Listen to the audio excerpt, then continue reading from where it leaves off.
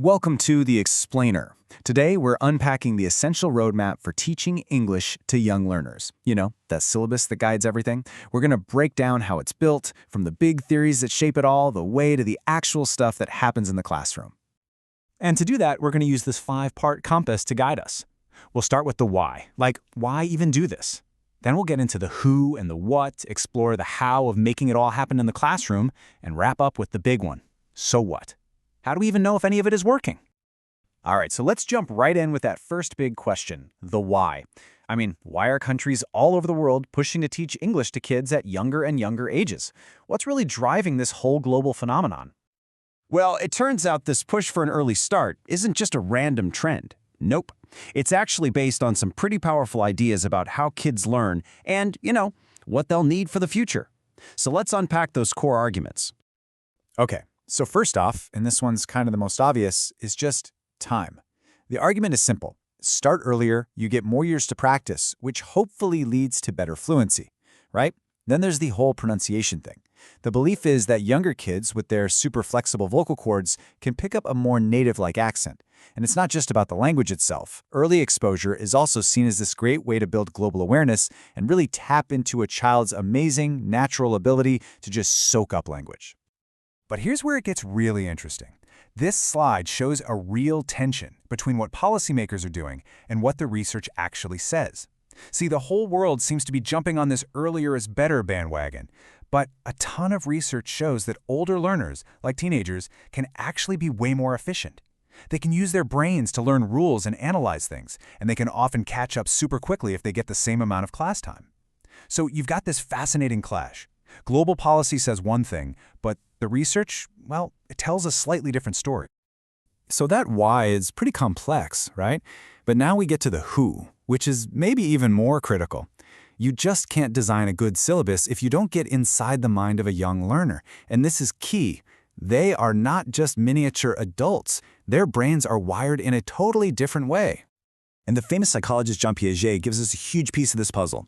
He pointed out that kids around ages 7 to 11 are in what he called the concrete operational stage. Basically, it means they think logically, but it's all grounded in the real world, stuff they can see, touch, and experience right here, right now.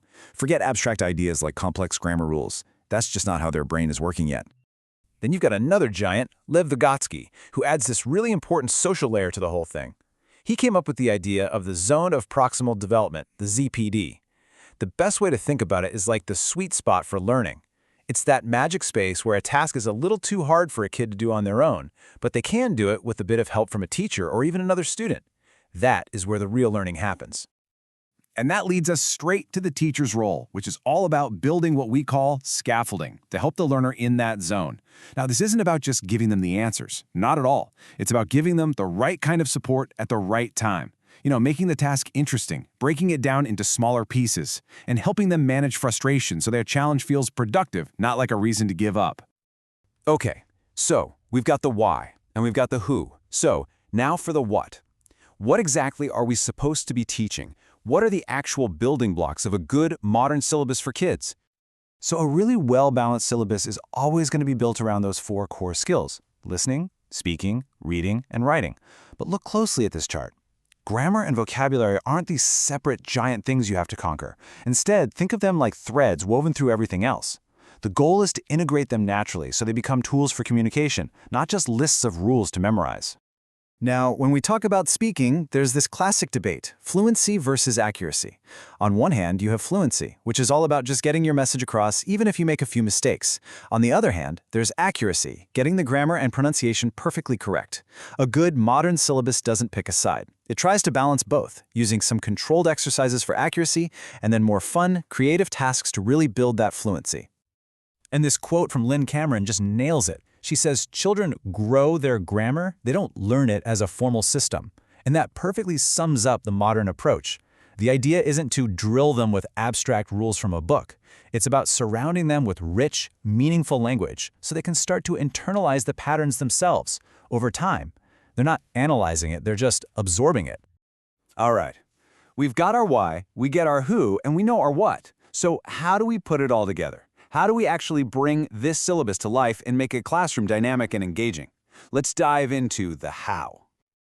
A really solid lesson for young learners usually follows a clear path, kind of like this. You'll start with a quick warm-up, maybe a song, just to get everyone engaged and thinking in English. Then you present the new language, but you do it in a context, like in a story with pictures. After that, you've got some controlled practice to build their confidence, and then you finish up by letting them apply it, letting them use the new language creatively on their own. And honestly, the best classrooms are all about variety.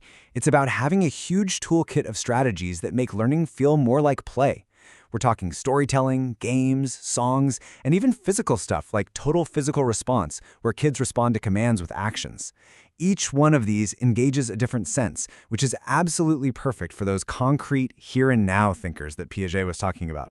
One really powerful method you'll see is called CLIL. That stands for Content and Language Integrated Learning. And the idea here is that English stops being just a subject you study.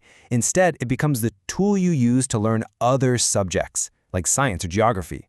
This gives the language a real immediate purpose. Think about it. You're not learning English about science, you're learning science through English. It's a game changer. And that brings us to the final point on our compass, the so what? This is all about assessment. Because after all the planning, all the teaching, all the games, how do we actually know if it's working? And, just as importantly, how do we measure progress in a way that's meaningful and not just stressful for kids? When it comes to assessment for young learners, you can really think of it as a spectrum. On one end, you've got the informal, teacher-based stuff. This is what we call formative assessment. It's like an ongoing check-in, using observation and portfolios to help the teacher see what's working.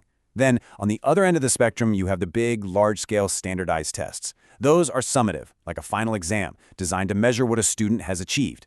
But they can also bring a lot of anxiety and pressure to teach to the test. So all of this really points to a key idea about assessment for kids. It should just feel like a normal part of learning, not some big, scary event. Good assessment should look and feel a lot like the activities they do every day in class. It should build their confidence, be relevant to their lives, and give every kid a chance to show what they can do. Because at the end of the day, great assessment is about celebrating progress, not just pointing out mistakes. Because ultimately, a syllabus isn't just a document with a list of topics. It's so much more than that. It's about crafting an entire experience. And that really leaves us with this final massive question to think about. How can we design a syllabus that doesn't just teach a language, but one that actually nurtures a lifelong love of learning and communication?